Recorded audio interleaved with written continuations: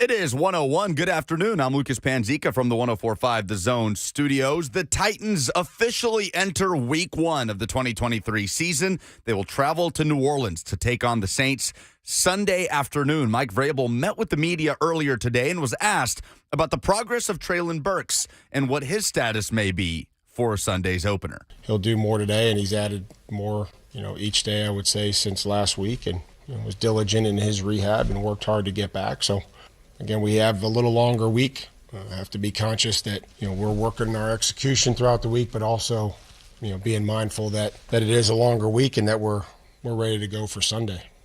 College football week one kicked off over the weekend. Tennessee taking care of business against Virginia at Nissan Stadium, 49-13. The final, Joe Milton, 21 of 30 for 201 yards and 2 touchdowns to go with 2 rushing scores. The Vols outrushing the Cavaliers 287-95. Sunday night, Florida State upsetting 5th-ranked LSU, outscoring the Tigers 31-7 in the second half to win it 45-24. Tonight, week one wraps up with number 9 Clemson at Duke. Kickoff at 7 p.m. Hear the Westwood One call right here on The Zone. For all your foundation repair and waterproofing needs, visit USSTN.com. Breaking news at once and your home for the Titans and Vols. This is 104.5 The Zone.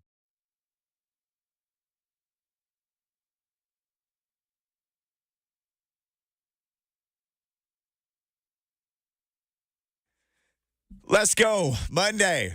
Many of you are not working today. Shout out to those of you who are. Oh, I'm not working today. No. No, all right. This is not work. This is not work. This is fun.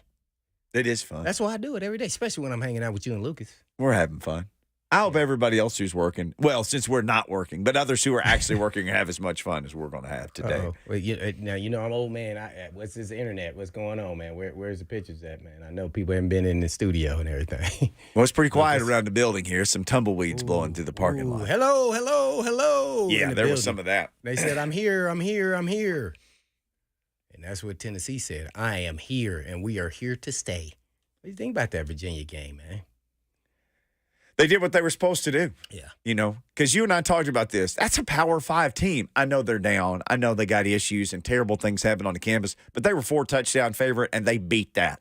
They beat that spread. They got their they averaged 49 points last year. We could also talk about last year, but that was last year. This is a new year, but they hit their mark on the 49 points. But I was, a little surprised in that their defense. Pierce, Barron, the whole crew.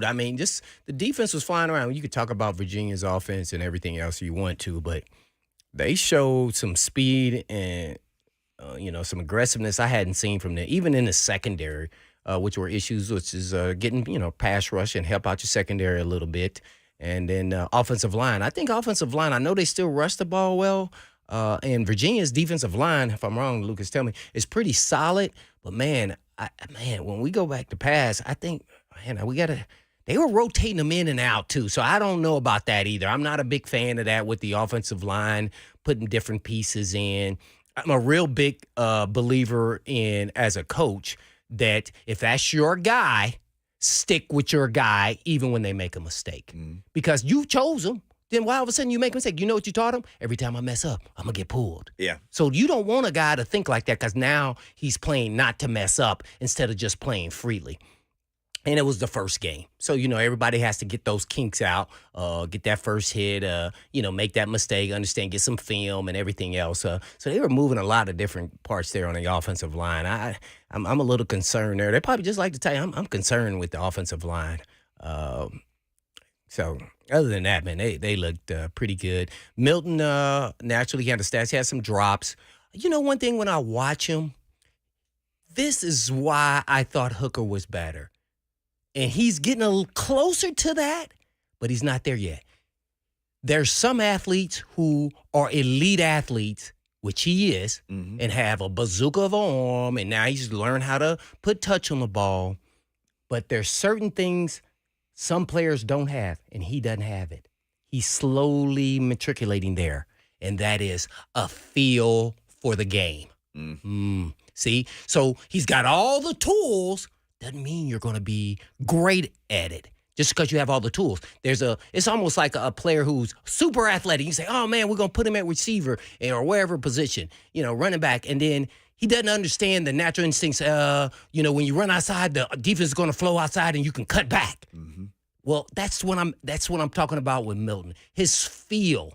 Like, there's a time when you got to put touch on the ball. There's a time when you have to throw it like a bazooka. There's time. That's what I'm getting at. And I know it was the first game, but that's the reason why last year I thought the offense didn't work correctly. This is the first game, so you give him a pass. There were times I felt like he was getting it, and it kind of messed up the rhythm and flow of offense when the guy dropped the ball, Keaton.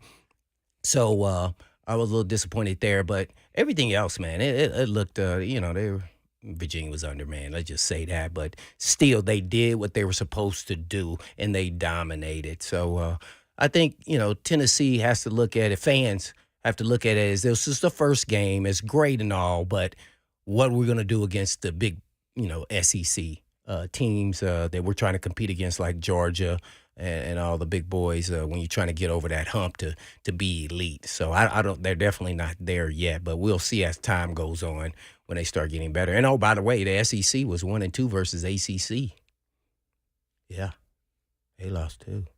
Oh, for the big guys, it was a rough weekend. Yeah. So rough for LSU, which I'd call my shot. I thought people think LSU can make the playoff. Maybe they still can, but they got it handed to them by Florida State. Florida State is everything everybody's been hyping them up to be. Woo. And they was talking smack the entire game. They were not intimidated, and they played them last year, so they knew what to expect. And, woo, you got to hats off to Norvell. I mean, man, that was impressive to watch. They really smoked them worse than that. LSU got that, touchdown at the end, but, man, that was a blowout. I watched that at the beginning and the end. Outscored them 31-7 in the second half. Second half, that was ridiculous. I stopped kind of watching it, really. I was like, this game is over. I can't believe it. And then some of those guys who transferred in, and they didn't even need to transfer. So it was just like, oh, they got some guys that, like, what's the Coleman, number 4, the receiver? Keon Coleman. And then the running back. I'm like, dang, they didn't even need those dudes. And they come in and contribute. Hey, man, keep my body fresh. Mm-hmm. Well, they got the guy Verse. That defensive end? Oh, my. He's a problem. Yeah, Titans. Make sure you get that pick. Yes. I'm not even lying. He is. That guy's a problem. They just showed him doing the ladder drill. That went viral on Twitter or X. My bad. Let me correct myself. We know what you mean. So and I was just like, whoa, he doing that thing like he a skilled guy. And he told me he was only like 210 pounds when he came there. that he played like basketball and ran. Oh, my bad. He was on the 4x4 relay or 4x1 relay team. They said that on air or something. I said, what? Yeah, so he obviously didn't look like that. he wasn't 260 or whatever he weighs. I think he was more like 210 at the time. 6'4", 260 now. Yeah, so he was on, and they won the championship. I'm like, oh, dude, that regards as a first round pick, period. Just on that alone, and then to see that he has football instincts and can actually play, that was like, whoa, this guy. They had some ding-dongery going on in there with some bad hits or late hits and stuff like that, but it was a physical game. Well, the officials kept calling them on Florida State, but none on LSU. Yeah, I thought some of those were questionable too, man. Yeah, the first one against the quarterback, I'm like, come on, man. They were just finishing. It was. Come on, man. Yeah. That happens in every game. Yeah. The guy's kind of finished, and okay, whistle blew. Let's kind of release him here, and he goes backwards. Yeah. That was. Yeah. I wanted that game to be great, and it was not great. I know. I wanted to cap off the weekend with I wanted it to be great, man. Instead, we got the capper with Clemson Duke. Are you pumped up about that? I'm not. Speaking of, I don't know. I know Mickey's pumped up about any game. Let's just say Let's be honest. Yeah. I will be watching. No, I'm going to be watching, but I'm just like, and it could be a great game. It's just not the sexy names. It's just Clemson. See, that's what I'm getting at. It'll be interesting if against Duke. If the crazy happens and Duke were to win. I just wanted to be a close game. Yeah, that would obviously. It's the potential for a huge upset is what the appeal is. That's the only thing. And to see Cade Klubnik as a sophomore in his first week 1 starting opportunity, I'm intrigued by. And to see if Duke is the same Duke that was punching above their weight last year. Mike Elko did a really nice job last season. Yeah. And then Clemson, what's the quarterback transfer to Oregon State? Shoot, he looked incredible. He had 5 TDs. Change the scenery. Sometime, all of a sudden, he looked like a different player. Florida State. You know how many games they have left against ranked teams the whole season? Does it Whoa. They're not ranked now. Just like Colorado. I know it could change. Right, but it could change, right? But right now, there's none. Clemson. That's it. Just the one. That's in 3 weeks. If anybody is set up for some you about success, the ACC. oh my gosh! If anybody is set up for success, it is them. If they beat Clemson, with it 12-0. Then everybody's gonna be Florida State's back. Yeah. Oh, they were doing that until prime who? Yeah. Well, speaking of that, that's its own. Yeah, he says he ain't a null. Yeah. No, he was trying to be literal there because he never graduated. That's what he was. Yeah, I'm sure you knew that, but yeah, and he graduated from a HBCU, so he got his degree later down the road. But it's just interesting seeing Deion, and congratulations to Colorado Buffaloes and Deion doing a great job. But now the X marks the spot is going to change. Everybody now who didn't believe, who may believe, now the bullseye is on your chest. So it's a little bit different even for the kids. And Prime can't go out there and play. So now the expectations now are ratcheted up. It's a whole different level. And they're going to be at home against Nebraska. I think Will Compton's going to after he wakes up from his coma. His retirement. Yeah. That was hilarious. I was like, what? Yeah, and basically who did it? I mean, that's why I was like, oh, this. So that was hilarious. So, so it's going to be interesting to watch those players. But, hey, I'm going to say this one thing.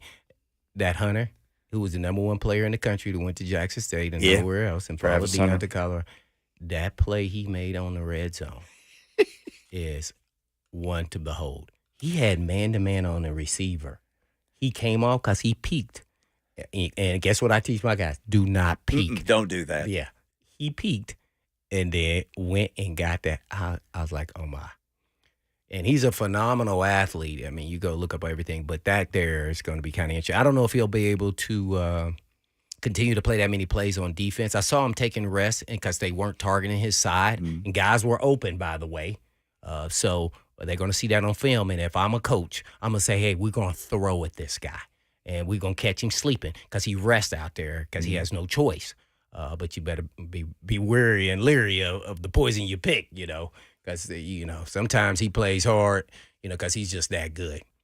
So congratulations to them. But he caught 11 passes. He had an interception, a PBU, and 3 tackles. And he played, 129 plays or something like that? That's it. Something crazy. There's no way he's going to be able to keep that. And, by the way, in the heat like that. They were in Fort Worth, Texas. Yep. Yeah, I played in that stadium before. Ball State, we played there. I'm glad LaDainian and Thompson wasn't there. He played after he was just that next year. Yeah, where he became the guy. Nah, I forgot who they had. They had nobody. We won, by the way. I think. Ooh, we won or we barely lost. 1 or 2. I don't know. All I know is I broke the quarterback's leg. So. Well, I'm sure he remembers that day. Yeah, as well. Yeah, all right, we're going to. Anytime we play, I told you, anytime we played a big school, you got up for it. I was like, I'm about to make my stamp on this game, and they're gonna say this dude is different. Yeah. So in Fort Worth, by the way, I was like, oh, this is a nice campus. Too bad they losing today. Too bad I'm gonna win. I did this to their quarterback. All right, here's what we're gonna do. We'll come back. Ric Butler of Rocky Top Insider, big win for the Vols right here by the way. in Nashville. Rick is going to join us next. We'll get his thoughts on what he saw from the Tennessee Vols then. And they got Condridge, Holloway, Gray, throwbacks. They got all kinds of stuff going on. Yeah. We'll ask him about all that next. Yeah, we don't want to talk about Ball State and Arkansas State getting blown out. No, I'm not. So this is a small bird, too, for someone that's never seen a Yeah. bobwhite before. It's this little round softball. That's right. Yeah, you could. I wouldn't. They're not much bigger than my fist. They've got little legs, but they're a ground-nesting, ground-dwelling bird. If they never have to fly in their life, they wouldn't. Right? They just do that to get away from hawks and owls for the most part, or hunters. What they need is largely herbaceous plant communities. Right? So they need wildflowers. They need a small proportion of grasses. I don't need vast grasslands, right? I need stuff that most people would call weeds. Those are providing good brood cover, good nesting cover, a lot of insects, right? That's what chicks need to develop early. Bridgestone Firestone is a quail focus It or is. focal area. So tell us a little bit why. Yeah, it's largely because there are very few places that have wild quail in the state of Tennessee anymore. And there's dozens of different factors that lead into that, right? Everybody wants to jump right to predators, but it's a habitat issue, right? It's a landscape change, whether that's we're talking about development or whether we're talking about fire not being on the landscape anymore, or fields and young forests progressing into closed canopy forest, right? So the farm, just by nature of it being an open landscape that's been maintained that way, has held on to some birds.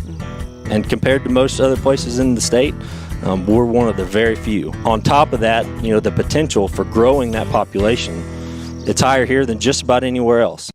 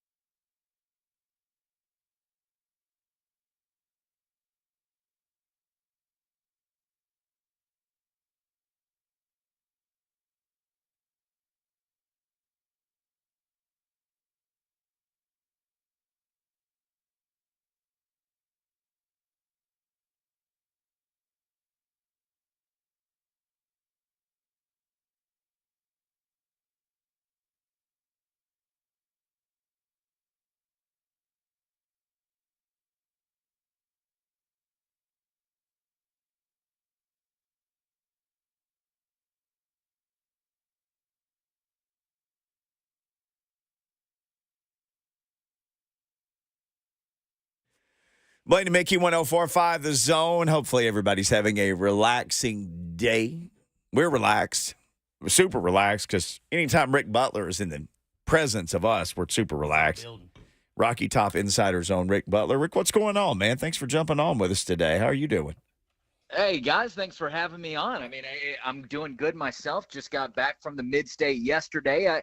I was telling Lucas before we just jumped on, it was a very complete trip to Nashville with the game. I got to celebrate a little bit afterwards on Broadway, so I had a good time all the way around. What's your go-to Nashville spot when you come over here?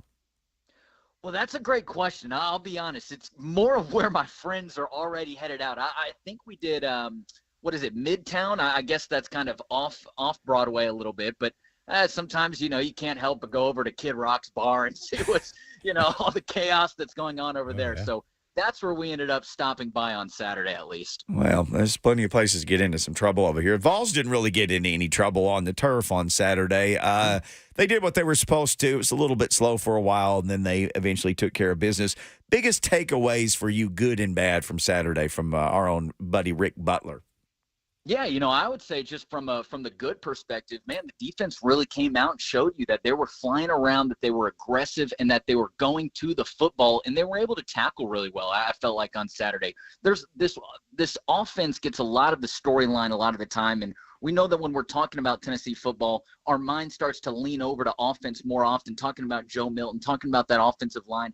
But certainly throughout training camp, defense was a big conversation throughout, whether you were talking about the defensive line, whether you were talking about the linebackers, or maybe just all the depth in the secondary. So I came out of the game against Virginia just really impressed by what Tennessee was able to do on the defensive side of things. I think you saw the amount of bodies really that they have available for that defensive line spot. Now, obviously, Tennessee wants to have some of those guys maybe burst out a little bit more, maybe establish their dominance a little bit more. But certainly Tennessee had a lot of pieces to work with on the defensive line. You saw them have their linebackers play pretty darn well between Aaron Beasley and Keenan Peely, who actually we learned Keenan Peely, the transfer from BYU, ended up getting the game ball after the game. So maybe that tells you a little bit about what the coaching staff thought of him. But then you saw a lot of rotation in the defense as well. So I think, defensively, I was definitely impressed. And then, some places to clean up on the special teams side of things, obviously. I think you saw a couple of blunders from the kicking game. You saw a fumble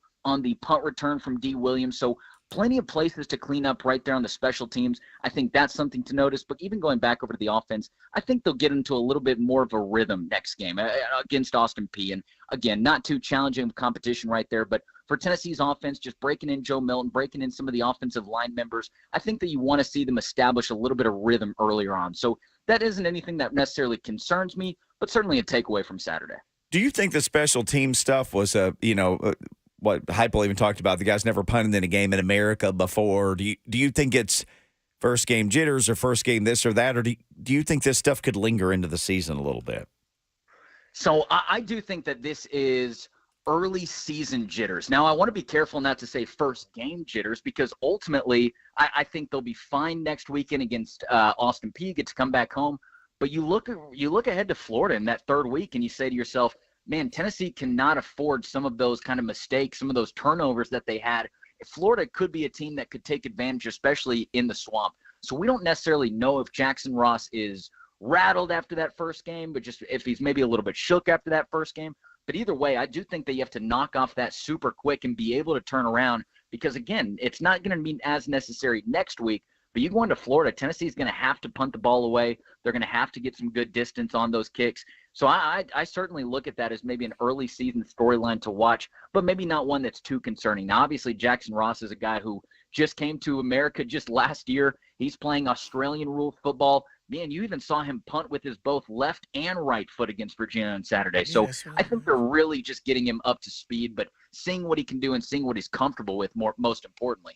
Yes, my friend used to say an amphibious punter. At Ric_Butler, Rocky Top Insider, breaking it down for us on this holiday Monday. He's working hard. Yes, Rick, man, that's what I was going to ask you. So he can kick with both legs. I mean, whether you could say either whether it was good or not. I'm not a big fan of the running right or left punting. I'm not, to be able to corner kick it if that's the whole point and just stand there, because nobody does that in the National Football League. So then when they're evaluating him, it's going to be tough to really evaluate him on doing stuff like that. So I'm just wondering, what is the strategy behind that, or do you even know, or has anyone asked?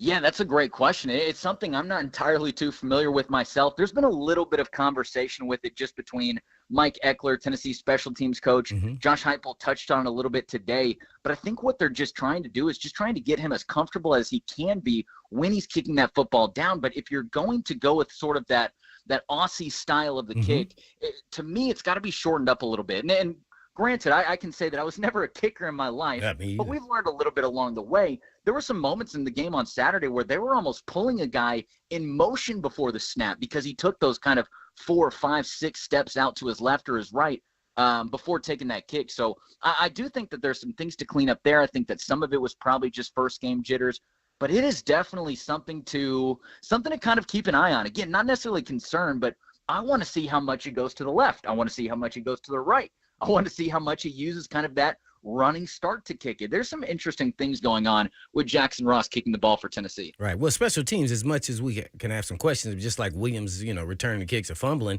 he did a great job. When he did return, I thought he was an explosive, just like when he first got there. It just seems a little more consistent. What were your thoughts on him returning the punt? I thought that D. Williams was electric, just like you said. And even on the one that he fumbled, I mean, it was still a really nice return to get them down to that point anyways. I think that he is really something special for Tennessee.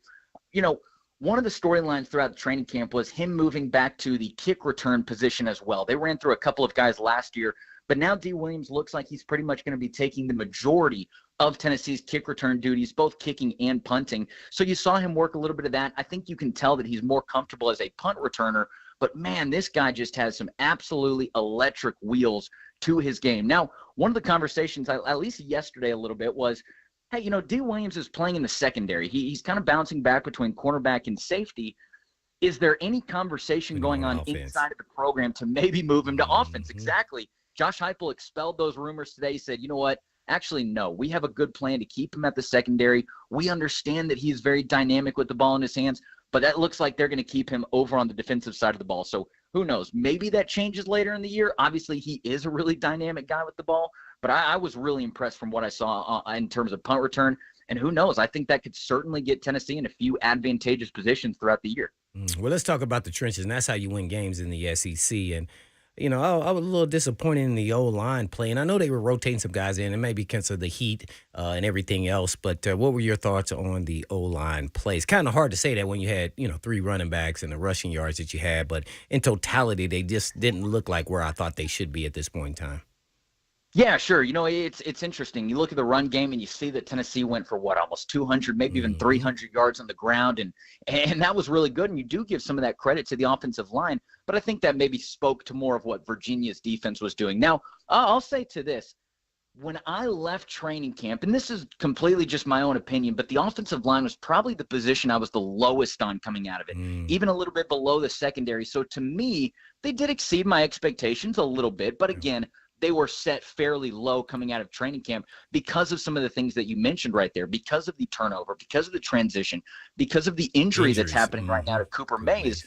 I really had no idea what to expect. Now, I like what we saw out of John Campbell. I mean, you guys saw that one play where he took the Virginia defense, defender, into the stands. It was one of our own local TV media guys here at Knoxville that kind of broke their fall before they actually hit the crowd. But I liked what I saw from John Campbell. I liked what I saw from Gerald Mincy, even though he didn't necessarily start. But I do think that there is a lot of room for improvement for that group. But again, I actually think that they exceeded my expectations from just where I was coming out of training camp a week or two ago. And what'd you think of Mr. QB himself, Joe Milton, as well as Nico once he got in, but it was mostly all Joe Milton to the fourth quarter?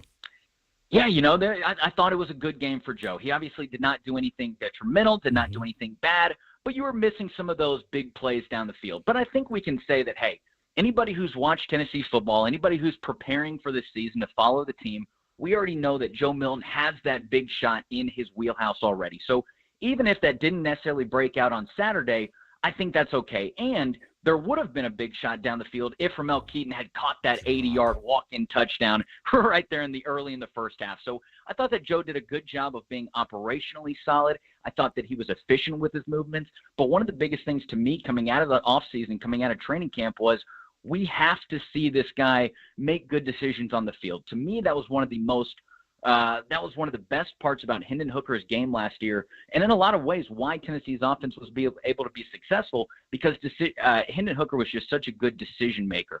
I liked what I saw from Joe Milton yesterday. I think that on Saturday, I think there are plenty of things to carry on forward, but there's also a little bit of room for improvement as well, and I think that he would tell you that as well. I think that he said, hey, I got in rhythm, I did all right, but there are still things that I feel like I can do better in my game as well. So a good starting point. Didn't put his name on the Heisman Trophy watch list, but also didn't act like he was giving up the position as well. So I think that you could tell he was a leader on the field. His teammates trust him on the field, and he showed some of the things that I was looking for early on while still leaving a little bit to be desired. Right. And what about Nico?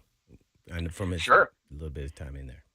Yeah, Nico came in, and we heard behind the scenes that, hey, some of the things that we might not have seen, his communication between the offensive line, we heard that was good. His preparation on the sideline, we heard that was good as well. And then I think when you saw him in the game, he didn't look panicked or anything. He did not look like the moment was too big. Obviously, it wasn't a good position for him to come in and, just kind of continue to play his offense without having to think about the score too much. But I thought that he came in and he looked good. He didn't panic.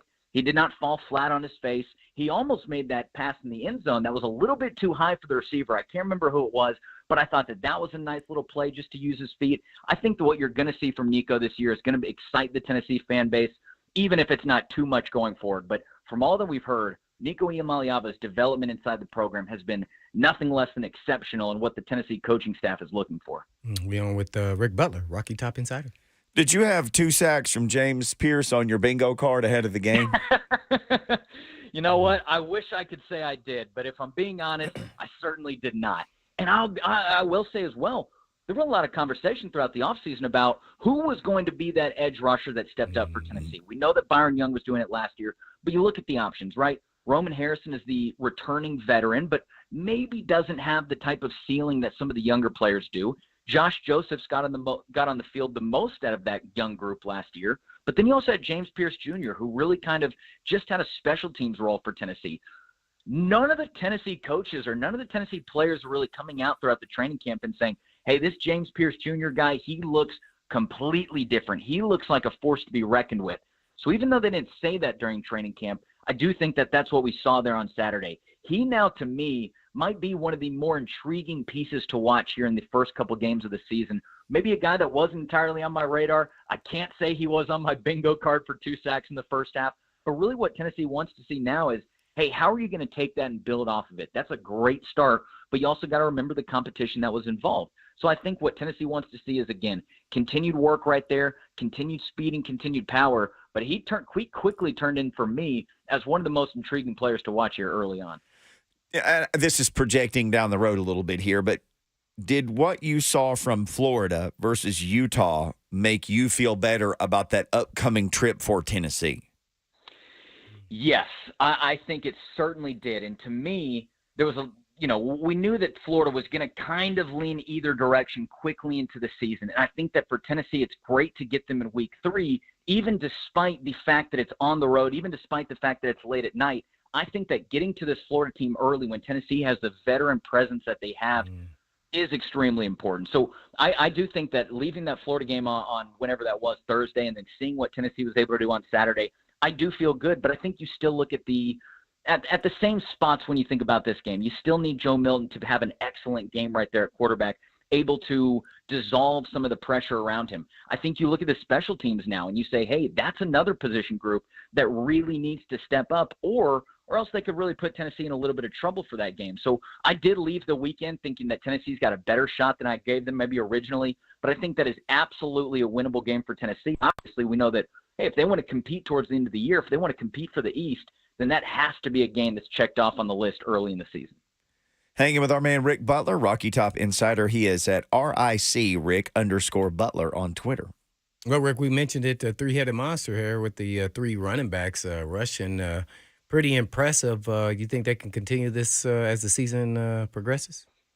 I think that Tennessee's running back room is built for longevity. Now, we know that there's going to be injuries, and those are going to be freak accidents, and then they come up. We know that Jabari Small is a guy who's dealt with plenty of injuries in the past, but I think what you saw on Saturday was really indicative of the transformation that running back room has gone through in the last couple of years. You look at Jalen Wright, and I think that Jalen Wright is certainly Tennessee's best running back by far. He was just able to gash the Virginia defense on Saturday. He ended the game with 9.6 yards per carry, and it's not even like he had a giant 60-yard rush at any point. It was a true 9.6 yards per carry, as close as you could get to it. I really was impressed with just what he was able to do, and really him being an all-around complete back. You saw him be able to run inside the tackles. You saw him be able to run to the outsides. And I think that he's absolutely going to be effective in the passing game as well. We know Dylan Sampson was very effective in the passing game as well. But I really think that Jalen Wright is going to be a force for Tennessee this year. Now, one thing that I do want to note with the running backs is very even distribution between their snap counts and their carries on Saturday. I think that's fine for Virginia. I think that's fine for an Austin Peay. I think that's fine for a UConn later down in the year. But I absolutely think that for this Tennessee offense to compete at their highest level, to be the most efficient that they can be, I think that Jalen Wright needs to be that primary running back for Tennessee. But, again, we've heard this whole week just about how close-knit that group is, how much they rely on each other. And Josh Heupel talked about how selfless that group is. So even if you have one guy that gets them the 60, 70 yards down the field, they're okay with kind of giving up the torch to the next guy to have a fresh set of legs, get it into the end zone. So I think you see a really selfless group there. I think that's going to help them all year. But I really like for what I saw from Jalen Wright, even though he didn't even find the end zone on Saturday. Well, lastly, for me, man, just kind of weird just seeing the turf there. Any comments from the UT brass or players about the turf, and maybe they get turf? That's a good question. Know. I think the Tennessee players, I think they might like the grass that they have over in Neyland right now. From my perspective on Saturday, I was not super impressed by the turf. Now, it was nice to stand on. We were down on the field a little bit, and it's obviously nice down there. But from what we saw, I mean, there were guys slipping every once in a while. I wonder what that's going to be like going for the future. You know, my coworker Ryan Shumpert, who is a big Titans fan, who's really invested into the Titans season coming up, that was one of his biggest takeaways coming out of the game. And, again, not from the Tennessee Volunteers perspective, or from the Tennessee Titans perspective. I thought it was all right. And then, again, we talked to Brew McCoy today just a couple hours ago, and he said that, yeah, it was a little bit different. Sometimes it had more give. Sometimes it had less give. Sometimes it kind of, but he said it really made him feel fast. So I don't really know what to make of it. I don't know what kind of, what all went into his answer there. But I wasn't too impressed by it. But, hey, I'm not the guys playing on the field. So whatever they think is what goes. But I'm really interested to see how it holds up throughout the Titans season. Yeah. The reason why I bring it up is because you're talking about it made you feel fast. That's what happens on turf. Just imagine now, that's ratcheted up with the high up-tempo engine that they have on offense. And then that's going to make defenses feel like, man, this thing is going way faster than we ever imagined. Yeah.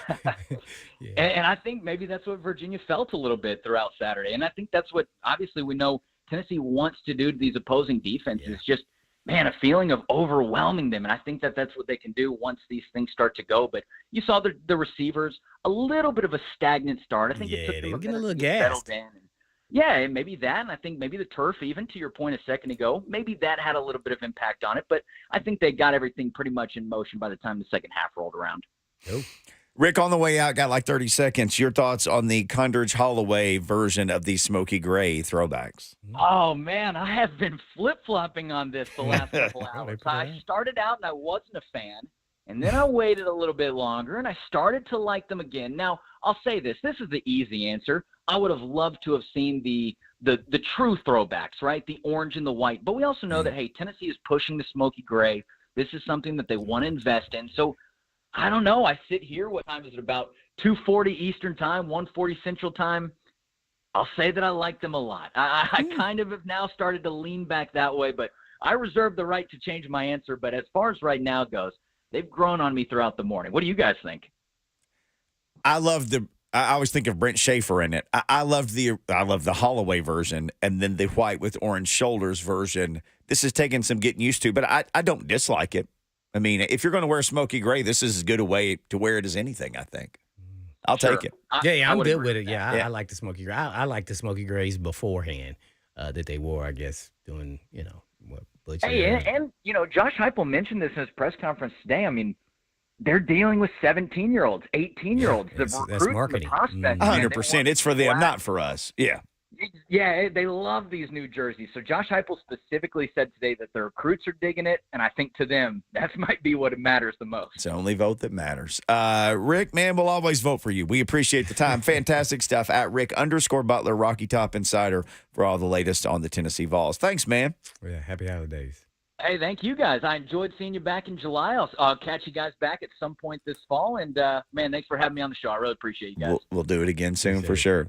All right. Our man Ric Butler was telling you he liked what he saw from the UT defense. The UT defense actually did something they hadn't done in 20 years.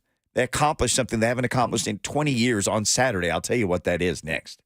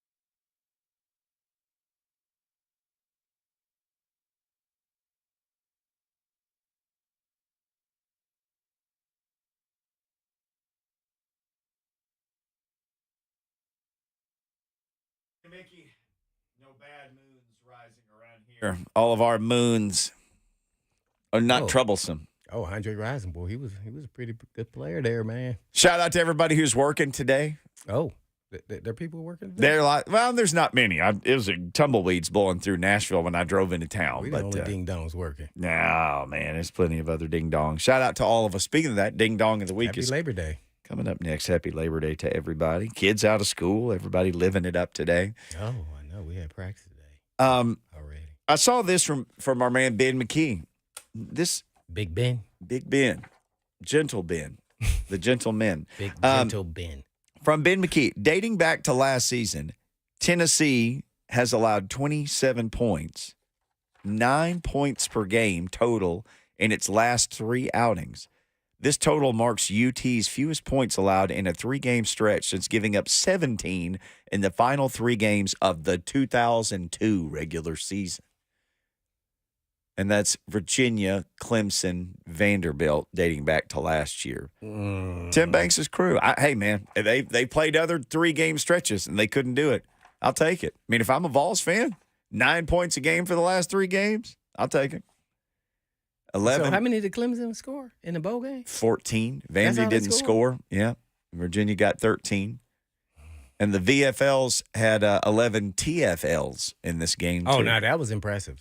Tackle for losses, sacks. Tyler Barron had a couple, Pierce a couple. So, they played well up front. But I don't think I'm selling to my kids and my fan base.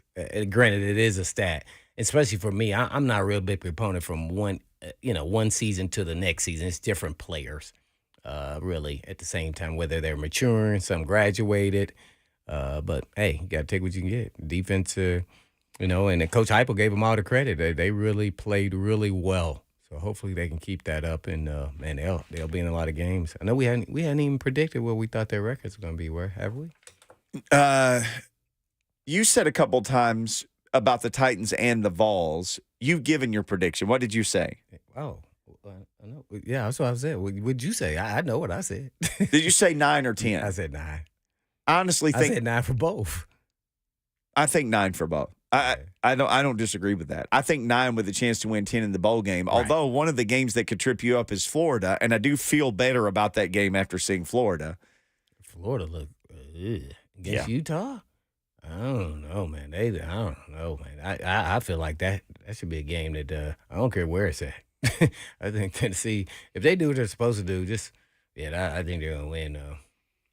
I'm going away. Comfortably. What's the current spread for that game, Lucas? Ooh. Any idea? I'm with Blaine. That game, you have to win that game. ESPN. Yeah, they have to. There's no way. I think they're going to win by 14. I don't know what the spread is. It's just right now, after watching both teams, I don't care who you played, I'm watching them. Man, they don't have the now they're going to be at home, so they're going to probably play a little more, with a lot more energy. But I did not like what I saw from Florida. I do not. I mean, they got manhandled in the trenches from Utah, period. They got manhandled. So that is, what? Like, it wasn't close. So I didn't like any of that. I'm like, UT going to win that game. ESPN doesn't show a spread, but they have the matchup predictor, which if you ever think and I don't know, maybe if you look at your ESPN app or whatever, but they have the little wheel, and it's got colors on both sides, so it's a 50-50 game. It'd be half orange and half blue. This thing says 68% Tennessee wins this game over 32 Florida. After what we saw from Florida week 1, that sounds right to me. Yeah, that was. And Utah with backup quarterbacks, and they were missing some key players. I don't know, man. They did manhandle. And what they run for 19 yards or something that game, Florida. I really wanted that to be a good game. Oh, I did too, but nope. They didn't bring their hammer. They left it at home. Utah brought theirs. ETN had 7 carries in the game. But come on, man. I mean, I know you not having. You got to be creative here. Eat me, feed me, ETN. So that was I like Napier and all, but he's starting to disappoint me here at the next level. So they got to show something better than that. If Tennessee does go down there and just rout Florida, I think they will. Then pressure really mounts on Napier. Yeah, because that's rivalry, yeah. I mean, 1-2 start to the year with 2 very convincing losses at Utah and against your rival that you haven't lost to at home in 20 years. I think at that point you got to start talking about. Oh, that's right. Yeah, I got to start talking about just him being able to make it to year 3. I don't know. They got to go back to somebody who's proven if that don't work out. But man, he's a solid coach, but sometimes it doesn't translate to the next level when you move up. Man, dang, wow. Yeah, they got McNeese this week, Florida. Then they host Tennessee. Then they host Charlotte. Then they go to Kentucky. Then they host Vanderbilt. They'll be looking for revenge from what happened last year. Then at South Carolina. South Carolina may have disappointed me more than anybody in game 1. I thought they'd at least. I did not see any of that game besides the score. They said they got manhandled in the trenches. Like North Carolina's defense is Spencer dominating. Rattler was running for his life. Right, yeah, and I got to give him credit. That's what everybody was saying. Hey, man, Rattler did as good as he could do. Period. He had no protection.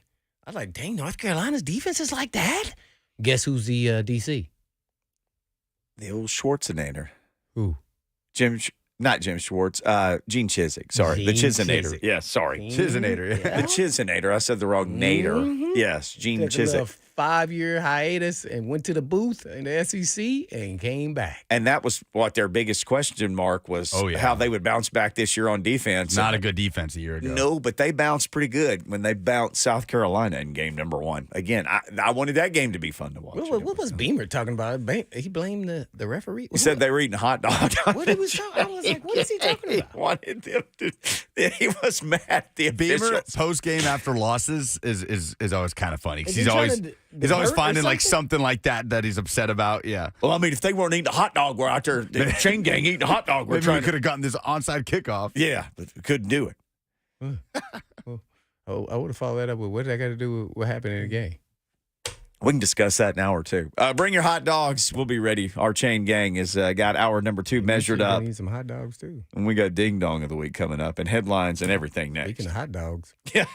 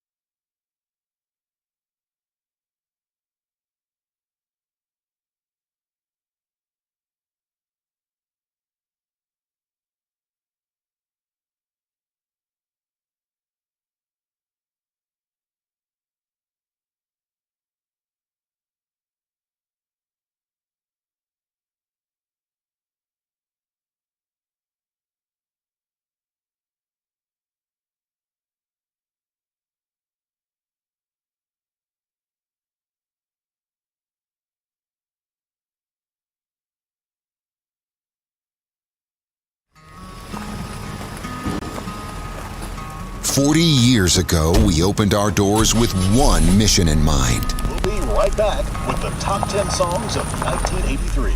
to sell quality American-made vehicles at a fair price. You have arrived. And we've loved every minute of the ride. Celebrating 40 years of Two Rivers Ford.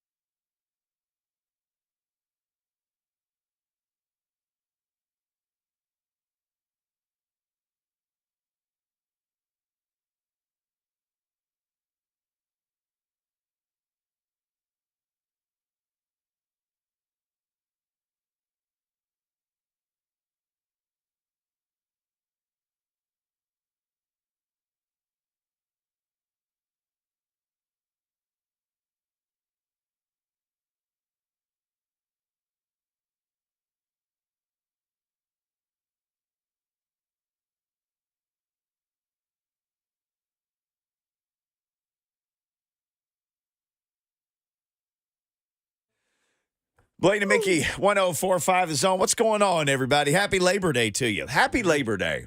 Hopefully everybody is not laboring and just During hanging this out. Labor Day. Yeah. Hopefully we'll make sure you're not laboring. And So here's what we want you to do. We got some people who dropped QOS_game says, I'm out here with 300 packages to deliver for Amazon. Oh. Nick says, happy Labor Day, fellas. I'm getting some work in, too. So we had several people check in on the F&M Bank Chat who are working. Shout out to all of you. Hit us up there at F&M Bank, the F&M Bank Chat. Tell us what you're doing. Or at Blaine and Mickey on Twitter, tweet at us. Let us know. If you're at the lake, we want to see pictures, right? Ooh, we want to live vicariously through you. You're doing something fun. Or if you're doing, if you're doing your not work. to be on the lake. We chose to come in here. 100%. And This just is sit our at lake. Mickey's pool. Yeah, You know, this is our pool, lake. man. Lucas had our towels out and our suntan lotion set out in here for us just today. bought me some crackers, so I'm good. Tennessee Vols 1-0 after a win in Nashville. Top tier says just working man. So top tier is working today. Vols got a win, and any win, I guess, in your season opener that you come out of in pretty good shape is a top tier thing. Tennessee beats Virginia 49-13. They were 27.5-point favorites. Led 7-0 after the first quarter, but they got 14 in each of the next three quarters. Joe Milton, 21 of 30, 201 yards, 2 touchdowns. He ran 9 for 33 with 2 touchdowns. Tennessee ran 52 for 287 and 5 on the ground. Dang. And the defense just smothered poor Virginia, 11 TFLs for the VFLs. They had 201 total yards. They punted 9 times. Not a great day for the Vols special teams, though. Fumbled a punt. 2 kicks that went out of bounds, 17 and a 27-yard punt by the 2-footed punter. Was it always with his left foot or the right foot, or was it either one? And Lucas, I know that's a question. 100% Lucas knows this. I know. Yeah. You don't know, Lucas? If the punter Jackson Ross is right or left-footed? No, he's both-footed. Yeah, Right. But you're saying which punch? Which foot punted the 17 and the 27? Because, all three of us could have punted 17 yards. Yeah. I don't care how it would have looked. We could have gotten 17. I could do a 17-yard punt. Yeah, I definitely can do it. It may not go that high, but it will go 17. That's a great question. I'm gonna go back and see if I can watch check. the film. I'm gonna watch the film and see if I can see which of his punts were left versus right-footed. I saw in a game one time on a very windy day. It still doesn't change things. I saw a punter down his own punt. He punted it straight up in the air. The wind blew it straight up. It bounced at the line of scrimmage. And it bounced back to him. Miracle. It didn't hit anybody. It rolled right back to him, and he just knelt down on it. What a shameful downing of a punt. It was shameful. Did that just happen? I got paid 73-0. No, but it was the last time things were this bad for Arkansas State. We were this bad. We lost 70. I know. I was hoping nobody would say anything. Thank you. It was 79?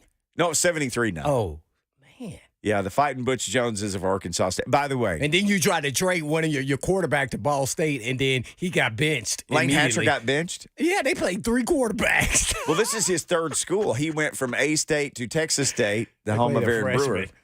So he didn't last one game? Yeah. Okay. Yeah. I don't know if that meant he did good. I did not watch the game. Okay. There was no need to watch a 44-14, whatever the score was. Oh, man, if mine had been 44-14, that would have been amazing. 73-0. 44-14 sounds amazing right now. You told us last week, whatever the spread is, Arkansas State, take it. I did tell you that. And you were right. They're like possums. They play dead on the road. They're just terrible in these money games. Oh, you just reminded me. Pull it up. Butch Jones quote. Do you have it? Oh, I have it. Oh, I knew you would. I've gotten a million tweets and I got a million messages. I sent it to Mickey because I didn't watch any of the game. And I said, what the heck is he talking about? Go ahead, do what you're going to do. And you have to not lose the game before you can ever win the game. What in the rats is he talking about? Well, and he's talking about getting down to the 1 against Oklahoma and having a 4th and inches on the goal line early on in the game and kicking a field goal instead of just falling forward for a touchdown. Oh, that was the question? That's what he's talking about. No. I don't know what the question was, but it took me back to 2015, Tennessee versus Oklahoma, when, or just those situations generally. Boy, Oklahoma's a problem for you. Yeah, it seems like it. 0-3 against Oklahoma. Okay, what did he say again? You have to not lose the game. Not lose before the game. You can win the game. That sounds absolutely insane. He called out kids too in the post game. Oh no! And you should never do that in college. Can't do it. You said it's my fault. It's all on me. Yeah, you say we got to do better at executing with the quarterback, the receivers. He never gonna take the fall. That's who he is. He can't help it. Guess what, Coach? You recruited him. Those are your dudes. It's year 3. It's his dudes. Those are your dudes. And so guess how that resonates now with social media? Now everybody knows what you said. Everybody. That helps them continue to divide, and then they go, well, I'm play for me. That's why you don't do that. See, that was sad to hear that, but man. And I want Butch to actually do well, especially since he's at Arkansas State. Yeah, I'd like for him to do well. I want him to do well. I don't know. Man, wow. Some of the stuff you just can't deny it, man. I don't know, man. I think he reads stuff out of a book, and then that wasn't the right time to use that quote. That's what I feel like. Cause then, what? Not lose? No, if you play like that, then you're never going to win. Not to lose. Come on, bro. I still, can you hit that one more time? What is that? What could that even mean? Hit us up, interpret that for us. What does that even mean? And you have to not lose the game before you can ever win the game. Does he just need somebody to just go around with him and go, hey, don't say that. Hey, don't say that. Just run it by. Just run it by him. Yeah, no matter does he what need you a want to say, translator? just run it by me. No. You let him dig his own grave. Well, and for everybody who do, I know that kind of sound bad, but man. And several Vol fans, they've had a bunch of fun with me, and I get it. They're supposed to have fun with me. And people are saying, when do you think he's going to get fired? He's not going to get fired. Arkansas State doesn't have buyout money. Yeah, big schools have buyout money. Little schools don't. We've talked about this. Yeah, they tried to call me. I was like, no can do. I'm not giving you no 6 figures. I better go get those 6 figures I gave you a while back.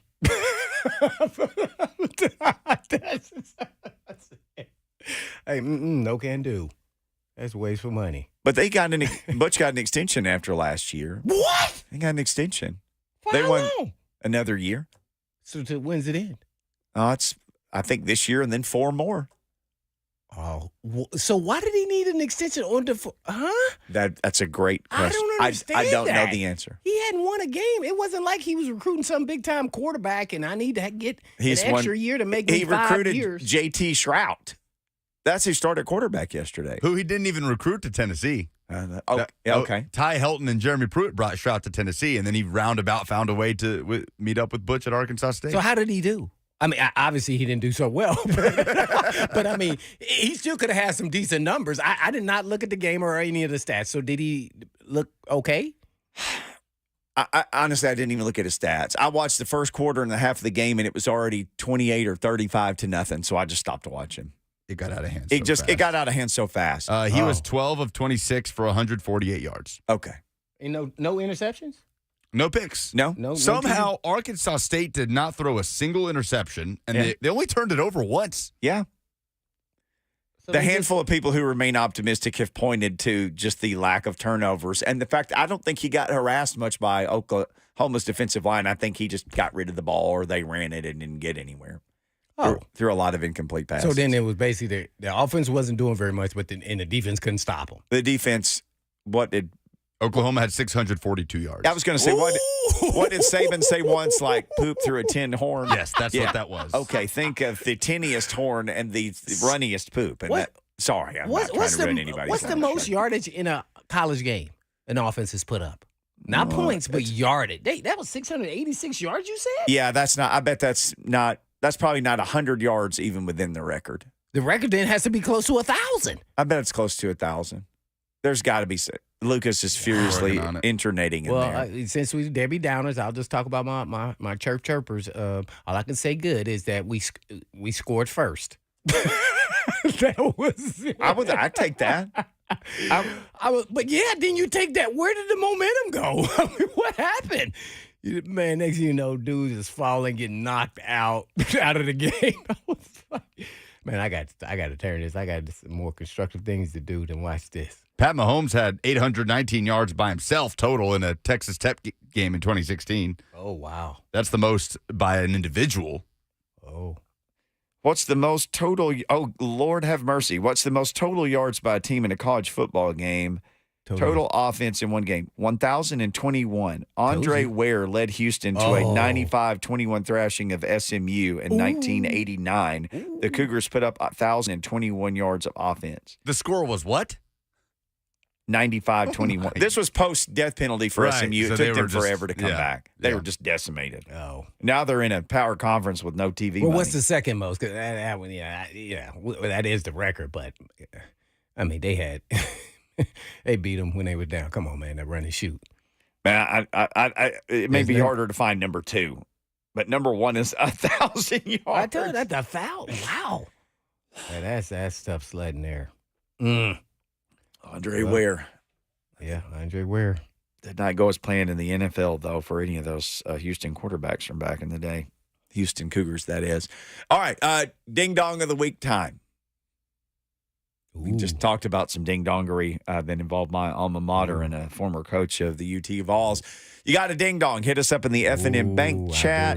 You can call us 615-737-1045. Some Labor Day ding-dongs next on Blaine and Mickey. Mm-hmm.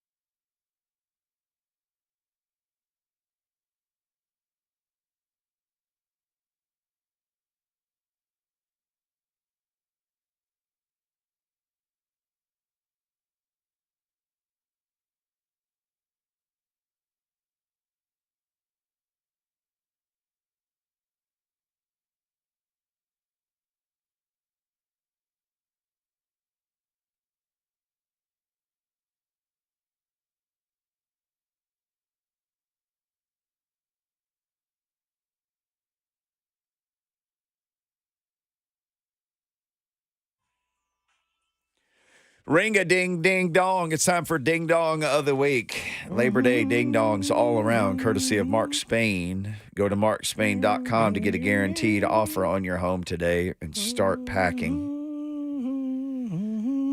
Ding dongs, F&M Bank Chat wide open to accept ding dongs. Also, 615-737-1045. I know it's Labor Day, so there's a lot of ding dongs on the grill. Got to cook them up.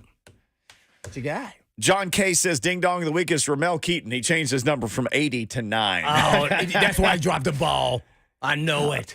Those number changes were messing with me on There were Saturday. a couple of times I'm like, who is that again? Oh, okay. And then he looked like he been in the weight room, too. He got some guns now. He used to have little skinny arms. Andy says to Blaine and Mickey on Twitter, I think Butch meant that the players weren't mentally prepared to win before the game even started. Yet another way of blaming everyone but himself. Ding dong. Yeah, he can't. And clown emoji. It doesn't matter what he meant, though. It's always what he said. Yeah. I don't think people are going to take it that way, but maybe that is what he should have said it that way then. I don't.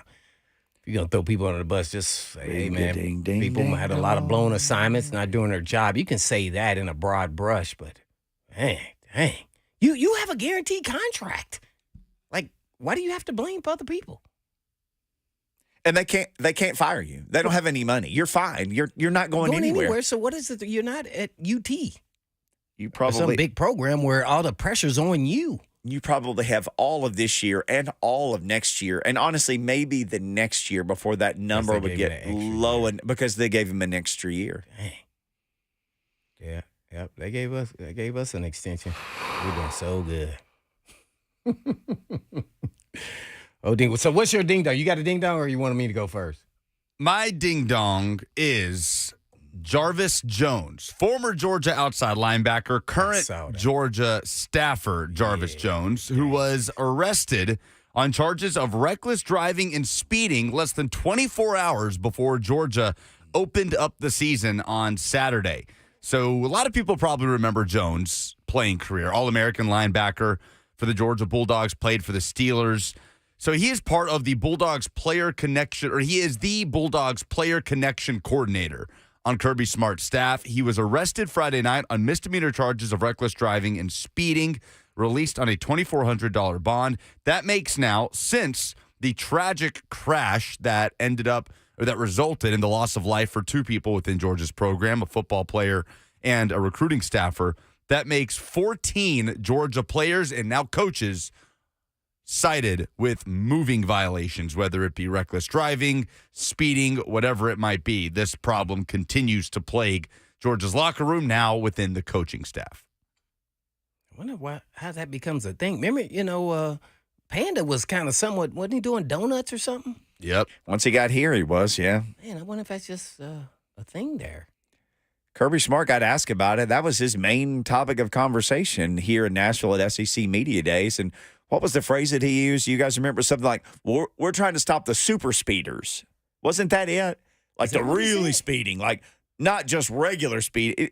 I'd have to find it. Something along the lines of super speeders. He had a term for it. Trying to bump it down from 30 over the speed limit to 15? Maybe so. But, yeah, he was asked about it many, many times in the ring. I think he said they're going to internally punish Jones? Yeah, I said they'll deal with it internally. Oh. I just don't understand. It just feels like something that should be so easy to not do or to fix. Well, you could see it's something it's something there about speeding. It's too many different people. Too many open roads? I don't know. I'm just trying to figure out, but dang, how does that become a thing? Like, I get one or two mistakes here, not no deaths, but I'm talking about speeding. But, man, this is a thing now. Wow. Yeah, that's something serious now. Well, anyway, my ding-dong is, I just watched them last night.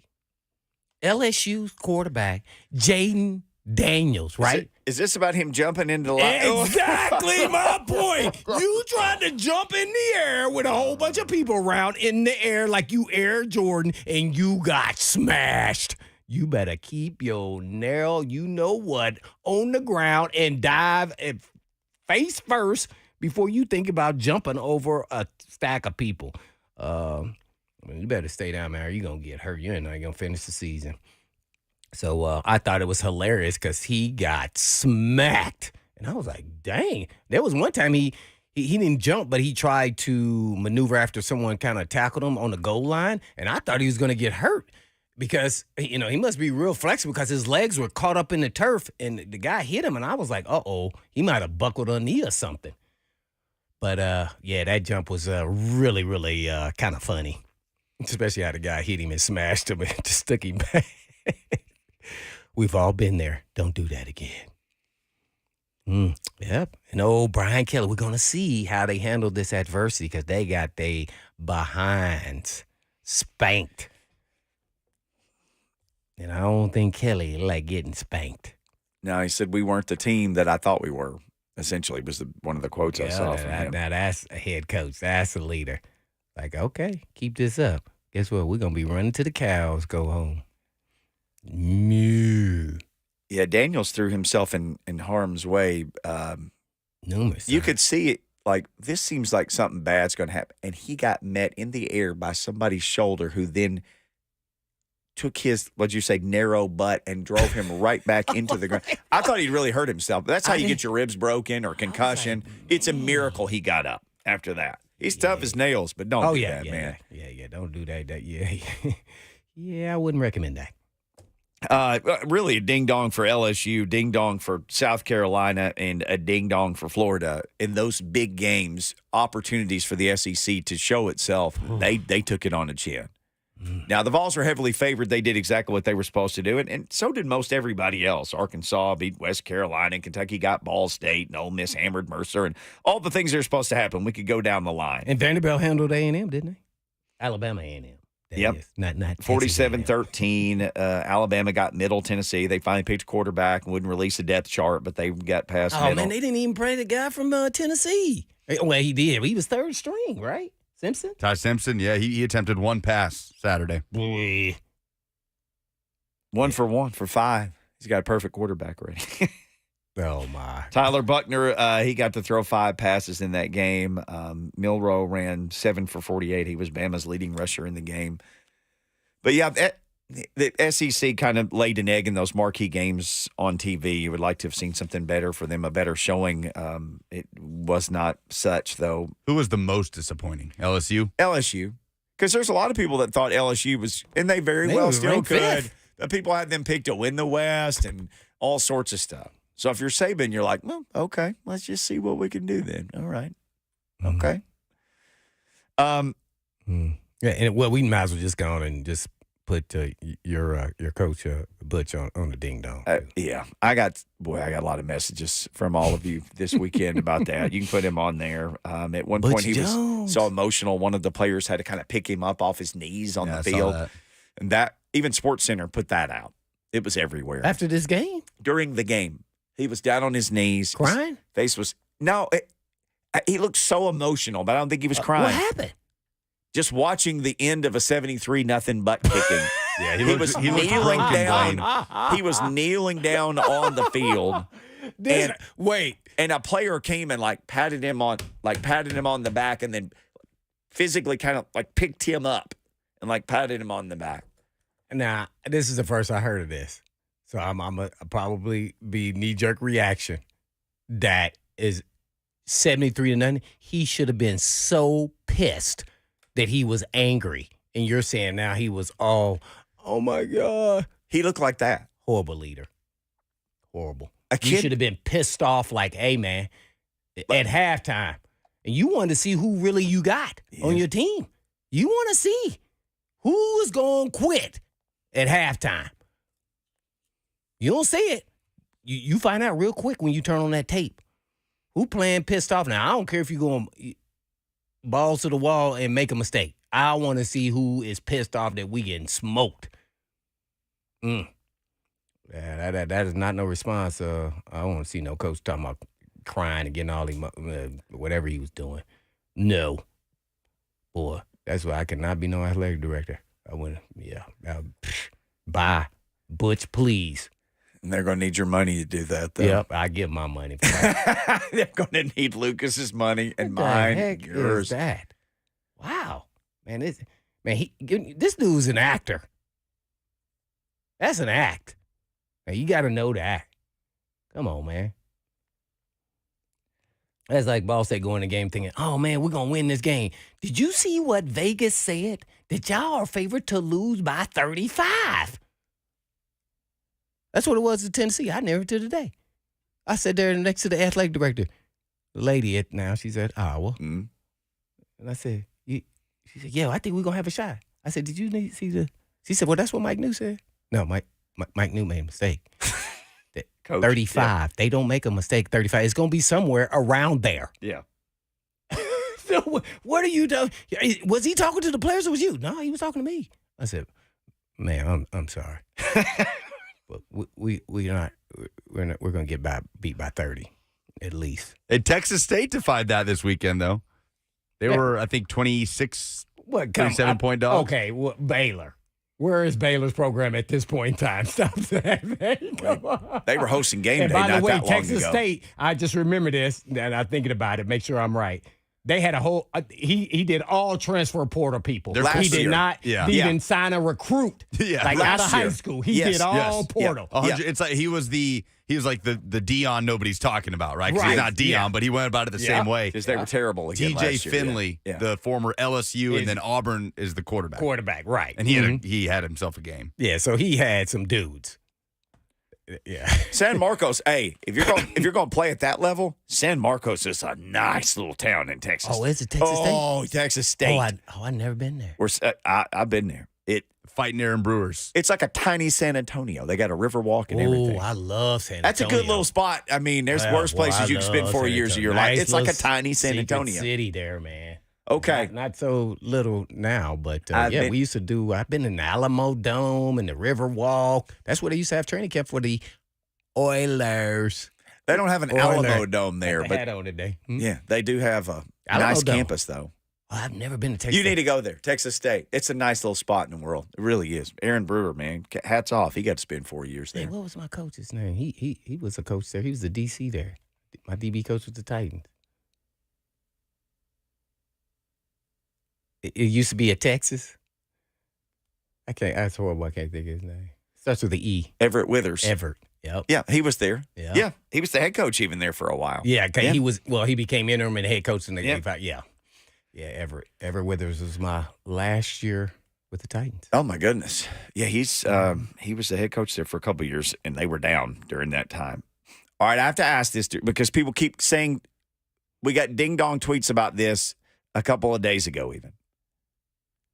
Terry Sabala says in the F&M Bank chat, ding dong to the angry Vols fans that lost their minds over Houston wearing Oilers throwbacks. I guess the University of Houston. They did. And they're sweet. I think those throwbacks are sweet. I thought they were sweet too. And if I was Houston, I'd be like, heck yeah, we're going to keep wearing them because we can. Wait, he said angry Vols fans? What? There's this whole thing. Well, that's separate, right? That developed this weekend that I guess started from a single tweet, Lucas, about if the Titans would try harder to relate to the Vols, they would have more fans of both teams. Huh?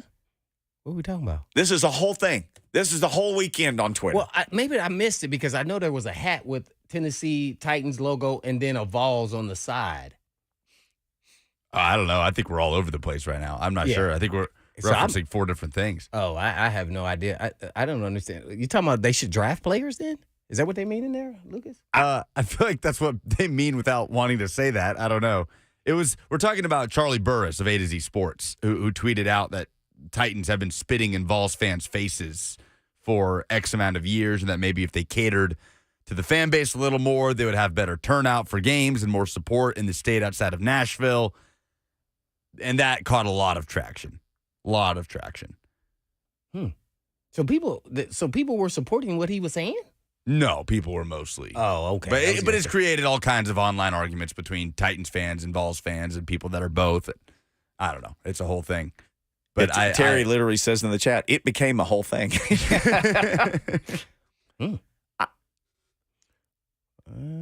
I guess my question would be, what would you want from the Titans?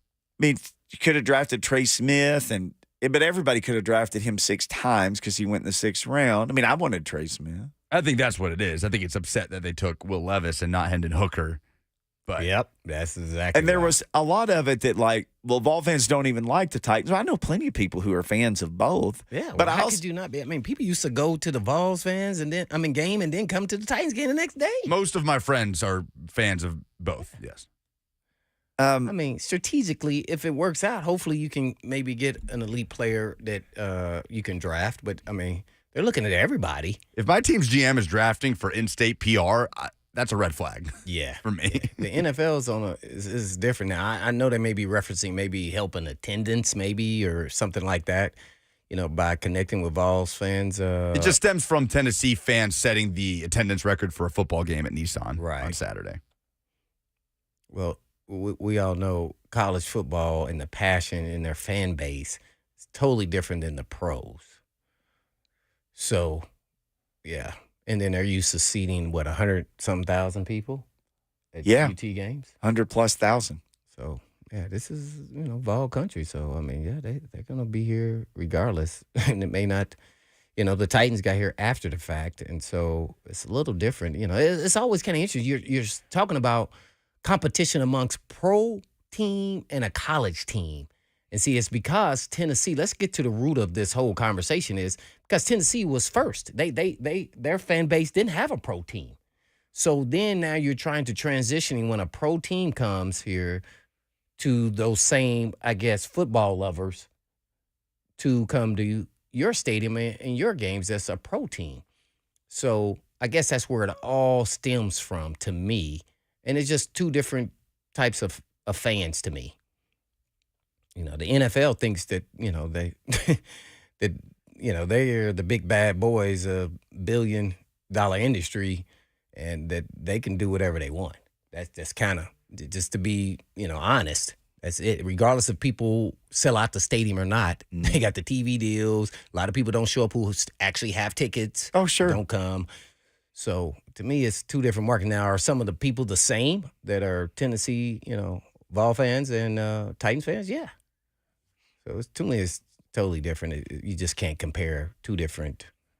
Really, it's two different industries, to be honest. Even though it's football, it's two different. You're talking about pro and college, and the fan base for college is just a whole nother level of passion and everything else. The NFL is never going to be that to me.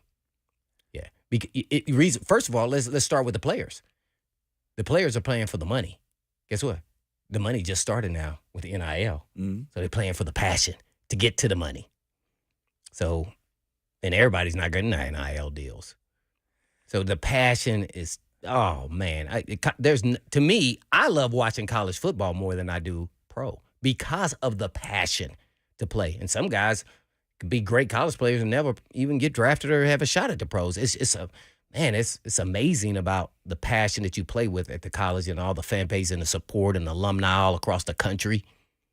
Man, it's incredible. Yeah, it was the whole thing. It was a big beef. There's no beef to me.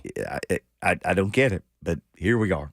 All right, here we are. One more segment of this Labor Day show. We appreciate you hanging out with us. You guys and gals are the best. We'll come back.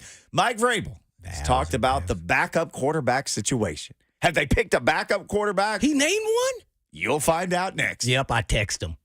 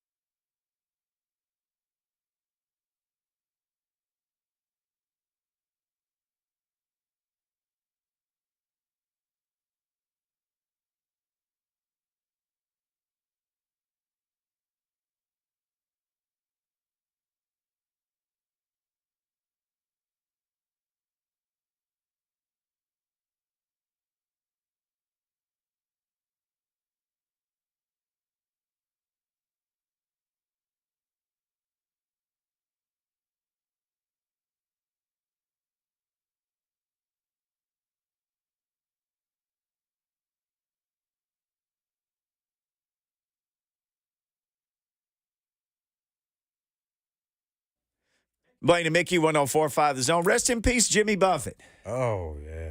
Man, guy turned just a lifestyle into a living. Man, it's just tip of the cap to Jimmy Buffett.